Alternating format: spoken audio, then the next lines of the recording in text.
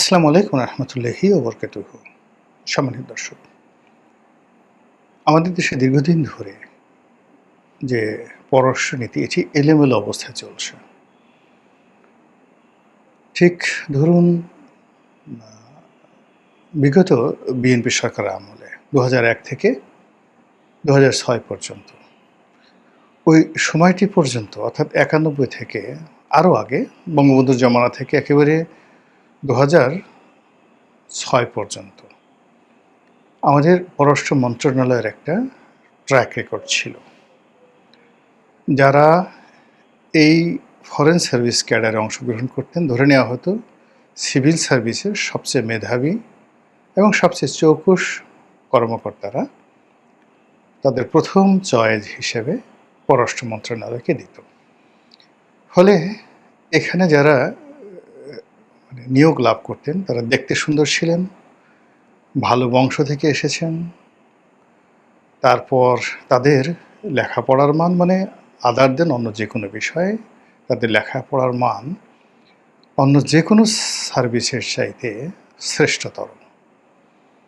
আপনি যদি একজন ফারুক সুবহান সাহেবকে দেখেন, একজন ফারুক চৌধুরীকে দেখেন, রিয়াজ রহমানকে দেখেন, শমশের মুবিন চৌধুরীকে দেখেন, এরকম যারা ফরেন সার্ভিসে ছিলেন কিংবা পররাষ্ট্রমন্ত্রী হিসেবে যারা আমাদের দেশে, ধরুন আব্দুস সামাদ আজাদ, ডক্টর কামাল হোসেন, মোর্শেদ খান, হুমায়ুন রশিদ চৌধুরী, আনিসুল ইসলাম মাহমুদ, এই মানুষগুলোকে যদি আপনি একত্র করেন, তার সঙ্গে দীপুমণি, হাসান মাহমুদ, তারপর এখন হুমায়ুন কবির, শামা ওবায়েদ, আপনি দেখেন তো মিলে কিনা, যায় কিনা।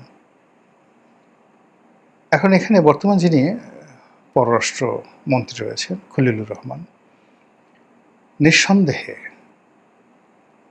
উচ্চশিক্ষিত, মার্জিত, সিজেন্ট, চমৎকার ইংরেজি বলেন, চমৎকার বাংলা বলেন, পরিমিত ড্রেস কোড, তাকে আমি সব ব্যাপারে ১০০তে ১০০ নম্বর দেব। কিন্তু এটি হলো তার আমলাতান্ত্রিক যে বৈশিষ্ট্য এবং ইন্টারন্যাশনাল কমিউনিকেশন। কিন্তু এর সঙ্গে তারেক রহমান সাহেবের যে সম্পর্ক, অ্যাডাপশন, কিংবা এর সঙ্গে ধরেন যদি পলিটিক্স ধরেন, বিএনপির পলিটিক্স, তারপরে বাংলাদেশের বর্তমান যে সমস্যাগুলো, এই সমস্যাগুলো এই অংশ যদি ধরেন, তাহলে মিস্টার খলিলুর রহমান সাহেবকে 0 দিতে হবে। অর্থাৎ যদি আপনি ধরেন শামসুজ্জামান দুদু, একা শান্তশিষ্ট একজন মানুষ, তাকে যদি পররাষ্ট্রমন্ত্রী করা হতো, তাহলে তিনি আব্দুস সামাদ আজাদের মতোই একটা ভূমিকা রাখতে পারতেন। তার এই পলিটিক্যাল যে সেক্টরগুলো, বিএনপির নীতি আদর্শ এবং বিএনপির যে চাওয়া পাওয়া, এটাতে তিনি ১০০তে ১০০ পেতেন, যেখানে খলিলুর রহমান 0। আর খলিলুর রহমান সাহেবকে যদি প্রতিমন্ত্রী রাখা হতো, শামসুজ্জামান দুদুর সঙ্গে যদি তাকে দেওয়া হতো, তাহলে এখানে 16 কলা পূর্ণ হয়ে যেত। অতীতে যেটা বিএনপি সরকার করেছে, একজন পূর্ণমন্ত্রীকে দিয়েছে পলিটিক্যাল, আর প্রতিমন্ত্রীকে দিয়েছে ডিপ্লোম্যাট, ঝানু ডিপ্লোম্যাট, রিয়াজ রহমান সাহেবের মতো মানুষকে দিয়েছে সেখানে ডিপ্লোম্যাট হিসেবে। তো এইবার তারেক রহমান সাহেব সেই কাজই করেছেন যে কাজ শেখ হাসিনা করেছেন। তিনি দীপুমণিকে প্রথম দফায় দিলেন, তার কাজই হলো শুধু ঘুরে বেড়ানো, সারা দুনিয়ায় ঘুরে বেড়ানো। এটা নিয়ে আমি অনেক সমালোচনা করেছি এবং দীপুমণির সঙ্গে আমার সম্পর্ক খারাপ হয়ে গেছে। ওই সময়তে আমি বলেছিলাম যে এটা খুব খারাপ একটা রেকর্ড হয়েছে। এরপর হাসান মাহমুদ সাহেবকে দিলেন, হাসান মাহমুদকে দিলেন। আমার কোনো অ্যাঙ্গেলই হাসান মাহমুদ সাহেবকে একজন দক্ষ পররাষ্ট্রমন্ত্রী মনে হয়নি। তারপরে মাহমুদ আলী সাহেবকে দিলেন, অত্যন্ত ভদ্রলোক, আমার কলিগ, এবং তিনি ফরেন সার্ভিস ক্যাডারে, কিন্তু ওই যে পলিটিক্যালের যে জায়গাটাতে আসলে হয় না। ফলে দেখুন, শেখ হাসিনা নিজের হাতে যখন যা ইচ্ছে তাই মনে হয়েছে সে এইখানে সাক্ষাৎকার দিবে, এখানে বাংলা বলবে, এখানে ইংরেজি বলবে, সব মিলিয়ে পররাষ্ট্র মন্ত্রণালয় এবং স্বরাষ্ট্র মন্ত্রণালয় এই দুটো জায়গাটাতেই আওয়ামী লীগের মানে নেগলিজেন্স যেটা, সেই নেগলিজেন্স ছিল অমার্জনীয় এবং তার পরিণতি এখন তাকে ভোগ করতে হচ্ছে। ঠিক সেম কাজগুলো এখন বিএনপি করছে। বিএনপি দেখেন সালাউদ্দিন সাহেবকে দিয়েছেন স্বরাষ্ট্র মন্ত্রণালয়, কিন্তু সালাউদ্দিন সাহেব আসলে ডেপুটি প্রাইম মিনিস্টার হওয়ার উপযুক্ত, প্রাইম মিনিস্টার হওয়ার উপযুক্ত, রাষ্ট্রপতি হওয়ার উপযুক্ত।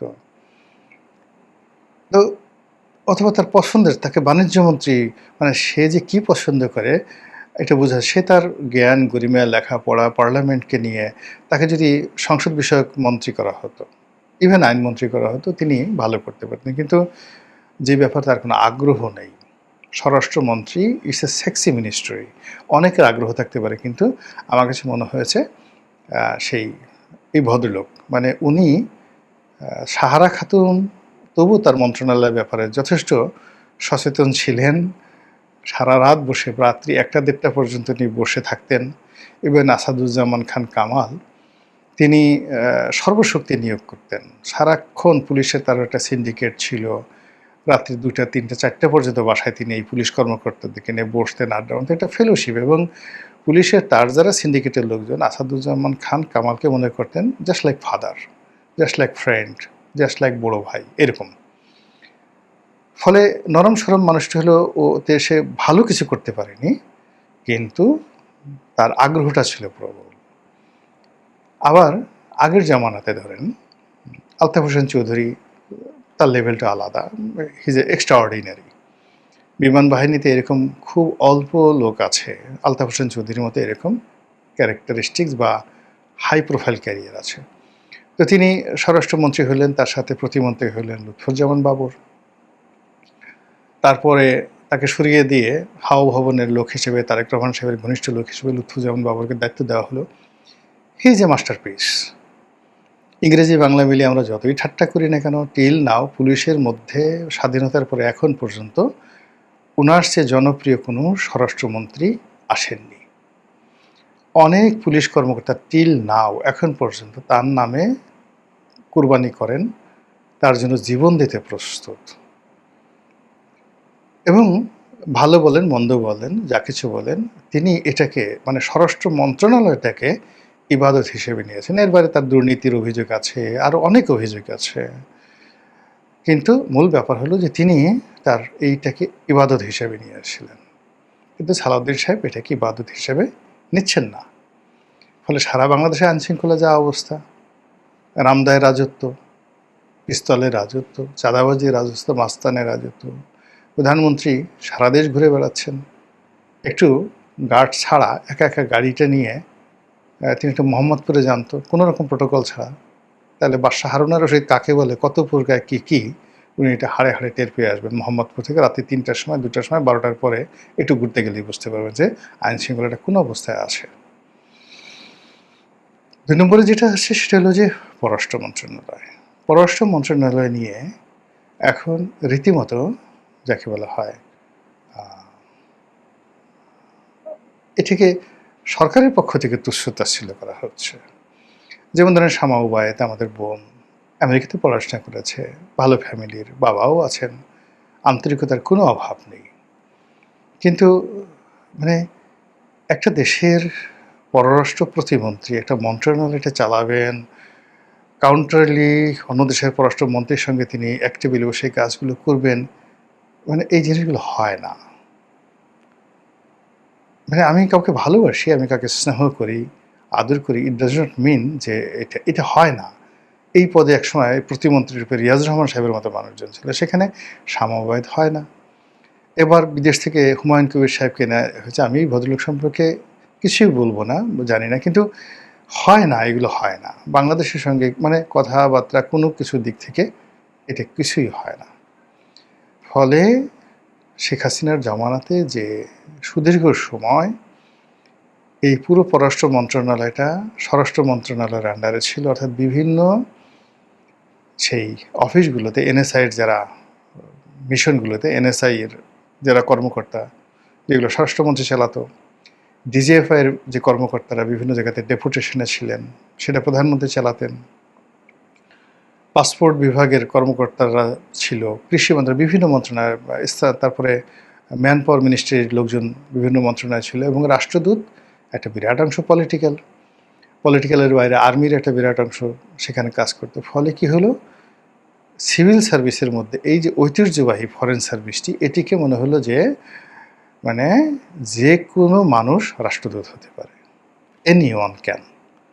আপনারা দেখেন এখন এই সরকারের সময় মানে বিভিন্ন জায়গাতে যারা প্রেস মিনিস্টার হিসেবে আছে, বিভিন্ন জায়গাতে যারা রাষ্ট্রদূত আছে, বা যাদেরকে পলিটিক্যাল বিচারে রাষ্ট্রদূত করা হয়েছে, এদেরকে দেখলে মানে অন্য যারা রাষ্ট্রদূত আছে এক টেবিলে বসে যে খাবে, এই রুচিটা তাদের নাই। আমি জাস্ট একটা ফরেনের একটা মানে বাস্তব অভিজ্ঞতা বলি। যখন সংসদ সদস্য ছিলাম, একবার সেই WHO ওয়ার্ল্ড হেলথ অর্গানাইজেশনের একটা সেমিনারে আমি গেলাম ম্যানিলাতে। আমি ওখানে গিয়েছি মূলত একটা এনজিওর প্রতিনিধি হিসেবে। এনজিও আমাকে দাওয়াত করেছে, তারাই সব কিছু নিয়েছে, কিন্তু I was not represent the government. তো ওটা খুব হাই প্রোফাইলের মিটিং ছিল, যেখানে বাংলাদেশের স্বাস্থ্যমন্ত্রী যাওয়ার কথা এবং পৃথিবীর সব দেশের স্বাস্থ্যমন্ত্রীরা সেখানে এসেছেন। তা আমি সংসদ সদস্য গেছি, হোয়াইট রিবন নামক একটি এনজিও, সেই এনজিওর পক্ষ থেকে সেখানে গেছি। আর সরকারের পক্ষ থেকে একজন সচিব সেখানে গেছেন, এডিশনাল সচিব। তো যখন ওই উদ্যোক্তারা ওখানে বাংলাদেশ নিয়ে সাবমিশনে খুব গুরুত্বপূর্ণ কতগুলো আইন পাশ হলো আর কয়েকটা রেজুলেশন গ্রহণ করা হলো। তো এগুলোর জন্য প্রথমে একটা সেশন থাকে, তারপর একটা প্ল্যানারি সেশন হয়, এবং অঞ্চল ভিত্তিকে, যেমন যখন সাউথ ইস্ট এশিয়ার প্ল্যানারি সেশন হলো, তখন এখানে আমাদের সমস্যাগুলো নিয়ে আমাদেরকে আলাপ আলোচনা করতে হলো। আবার যখন মানে একেবারে বড় কনফারেন্স হলো, সেখানে সেই গ্লোবাল পার্সপেক্টিভে বাংলাদেশ কীভাবে অংশগ্রহণ করতে পারে এই বিষয়গুলো নিয়ে আলোচনা করতে হলো। আমার পাশে ভারতের একজন এডিশনাল সেক্রেটারি বসেছিল, একজন ভদ্রমহিলা, স্বাস্থ্য মন্ত্রণালয়ের। তো যখন আমাদের বাংলাদেশের যে লোকরে বক্তব্য দিতে দেওয়া হলো, তিনি সচিব, তিনি বক্তব্য দিতে গেছেন। বিশ্বাস করেন মানে ওখানে ডায়াস উঠে সে ভয় পেয়ে গেছেন। সম্ভবত তার লিখে নিয়ে গেছিলেন কি বলবেন, কিন্তু ওখানে এমন একটা পরিস্থিতি যে তিনি ওটা দেখে পড়বেন ওইরকম তার প্র্যাকটিস ছিল না। ইংরেজি একটা সচিব যে এত জঘন্য ইংরেজি বলে, মানে ভিতরে পিছনে একটা লোক মাইকের সামনে দাঁড়িয়ে কথা বলছে, কথা বলার পরে পিছনে ধরেন 4-5টা তেলাপোকা তার লুঙ্গির ভিতরে ঢুকে গেছে, প্যান্টের ভিতরে ঢুকে গেছে, জাঙ্গের ভিতরে ঢুকে গেছে। তখন একটা লোকের মধ্যে যে ধরনের অস্বস্তি এবং তার মুখের যে ভঙ্গি, ওই সচিবের সে অবস্থা হলো। সমস্ত সেশনের যারা লোক আছে মুস্কি মুস্কি হাসছে। পাশে ভারতের যে ভদ্রমহিলা, সে আমাকে বলল, মিস্টার রনি, ইউর এক্সিলেন্সি, এ কি আপনার দেশ থেকে কাকে পাঠানো হয়েছে, হোয়ার ইজ ইউর মিনিস্টার? তখন WHO যিনি এই অনুষ্ঠানের আয়োজক ছিলেন, ওখানে আইপিওর লোক ছিলেন, WHO লোক ছিলেন, জাতিসংঘের লোক, অন্যান্য বিভাগের জেনারেল অ্যাসেম্বলির লোক ছিলেন, তারপরে ফিলিপিন্সের প্রেসিডেন্ট আসছেন। এইরকম একটা গুরুত্বপূর্ণ অনুষ্ঠানে আমাদের স্বাস্থ্যমন্ত্রী যাই নেই। এর মধ্যে যখন ওই হোয়াইট রিবনের পক্ষ থেকে আমি বক্তব্য দিলাম, বক্তব্য দেওয়ার পরে যিনি চেয়ার করতেছিলেন, তখন তিনি আমার কাছে এলেন যে, মিস্টার রনি, আপনি তো মেম্বার অফ পার্লামেন্ট। তো member of parliament just like a prime minister, like a minister. তো আপনি আপনার দেশে রিপ্রেজেন্ট করেন অ্যাজ এ মিনিস্টার হিসেবে। আপনার এই যে পাঠাইছে যাকে, একে দিয়ে করলে আপনার দেশের জন্য অনেক ক্ষতি হবে। দেন ওই ঘটনার পরে প্রায় মানে সবগুলো, ওই ভদ্রলোক মানে আমি তাকে ডাকলাম, তাই বললাম যে আপনি আর কোনো কথাবার্তা বলবেন না, ওখানটা বলছে আমাকে রিপ্রেজেন্ট করার জন্য, আই উইল ডু ইট। আমি পুরো সেশনটা চালিয়ে নিলাম। এইভাবে ধরেন আমাদের দেশ থেকে অনেক লোককে পাঠানো হয় বিভিন্ন আন্তর্জাতিক সবার সমিতি সেমিনারে। তাদের অবস্থা যে কি হয়, 5টা বছর দায়িত্ব পালন করেছি, নিজের চোখে দেখে আসছি। আন্তর্জাতিক অঙ্গনে গিয়ে এত সোজা জিনিস নয়।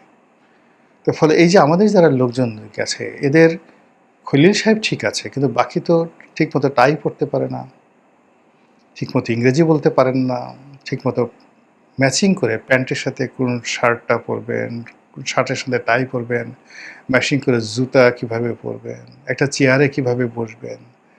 কখন দেখা যাচ্ছে পা দুটো এমনভাবে ফাঁক করে বসে, মনে হয় যেন 132 ডিগ্রি অ্যাঙ্গেলে পা ফাঁক হয়ে আছে, মোচা দুটো সামনে বের হয়ে আসতে চাচ্ছে। আবার কখনো স্টাইল করে পায়ের উপর পা তুলে এমনভাবে বসছে যে প্যান্ট উঠে গেছে 1 হাত, মোজাগুলো পশমগুলো সব দেখা যাচ্ছে।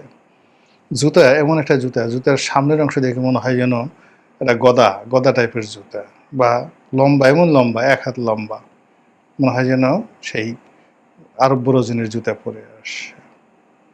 এই জিনিসগুলো আসলে আমাদের রাষ্ট্রকে অনেক ছোট করে ফেলে। তো সেই দিক থেকে কি হচ্ছে, এই যে পররাষ্ট্র মন্ত্রণালয় এখন যা কিছু হচ্ছে, আগেই এলোমেলো ছিল।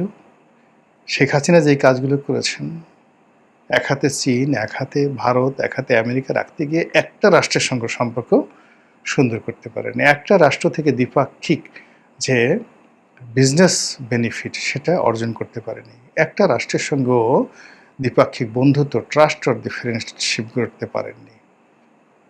ঠিক সেটারই ধারাবাহিকতা এখন চলছে আরও অর্স্ট, আরও খারাপভাবে। মানে এটাকে সরকার মনে করছে যে আসলে পররাষ্ট্র মানে দরকারই নেই। অথচ আমাদের এই দেশটা মানে যদি আপনি ডেভেলপ করতে চান, তাহলে ১ নম্বর মিনিস্ট্রি হলো ফরেন মিনিস্ট্রি। ১ নম্বর। এটা অন্য কোনো মিনিস্ট্রি নয়। লাভ যেটা বাণিজ্য মন্ত্রণালয় বলেন, অর্থ মন্ত্রণালয় বলেন, সবার ঊর্ধ্বে ফরেন মিনিস্ট্রি। আর আমাদের ১৮ কোটি মানুষকে যদি শান্ত রাখতে চান, সবচেয়ে সুন্দর মিনিস্ট্রি আপনাকে করতে হবে স্বরাষ্ট্র মন্ত্রণালয়কে। দুর্ভাগ্যজনক হলেও সত্যি, সরকার এদিকে কোনো কেয়ার করছে না। ফলে যা হবার তাই হচ্ছে। মহান আল্লাহ আমাদের সবাইকে হেদায়েত দান করুন, হেফাজত করুন। আসসালামু আলাইকুম ওয়া রাহমাতুল্লাহি ওয়া বারাকাতুহু।